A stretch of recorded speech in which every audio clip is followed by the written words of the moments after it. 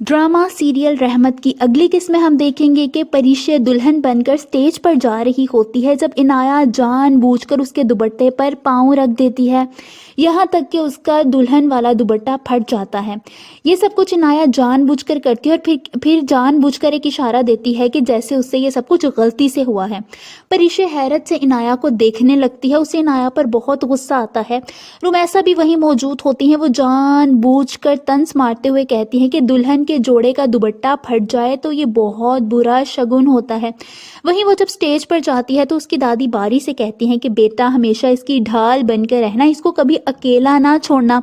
वहीं सुफियान साहब भी ये सब कुछ देखते हैं, उन्हें बहुत ज़्यादा गुस्सा आ रहा होता है। शादी में जाकर वो गुस्से से अपनी बीवी को कहते हैं कि शायान इंडस्ट्रीज़ का मालिक कहाँ बारात लेकर आया है, उनके लहजे में हकारत होती है। वहीं हम देखेंगे कि रुमैसा किसी को फ़ोन करके परिशे के बारे में जहल उगर रही होती है। वो कहती है कि मुझे पता होता कि इसकी इतनी अच्छी जगह शादी होगी तो मैं इसकी पहली मंगनी कभी ना तोड़वाती।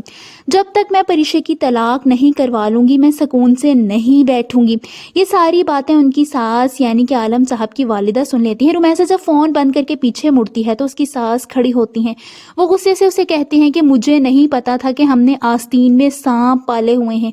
वो रुमैसा को काफ़ी ज़्यादा बातें सुनाती हैं। दूसरी तरफ हम देखेंगे कि बारी परिशे को मुंह दिखाई देता है, उसमें वो अंगूठी देता है। मुस्कुराते हुए परिशे से कहता है कि जब मेरी इस पर नज़र पड़ी तो मुझे लगा कि ये तुम्हारी नाजुक कलाइयों पर बहुत अच्छी लगेगी। जिस पर परिशे मुस्कुराते हुए कहती है कि इतना फोकस करते हैं आप मुझ पर। जिस पर बारी हंसते हुए कहता है कि ऑफ कोर्स तुम मेरी पसंदीदा औरत हो, फोकस क्यों नहीं करूँगा, मैं तुमसे मोहब्बत नहीं करता बल्कि इश्क करता हूँ तुमसे। जिस पर परिशे कहती है कि मेरी दुआ है कि हमारे रिश्ते को किसी की नज़र ना लगे। वो दोनों एक दूसरे के साथ बहुत खुश होते हैं, मगर दूसरी तरफ इनाया उन दोनों को फिर से अलग करने के लिए चालें चल रही होती है। आप सबको क्या लगता है, क्या इनाया अपनी चाल में कामयाब हो सकेगी? कमेंट्स में अपनी राय का इजहार ज़रूर कीजिए।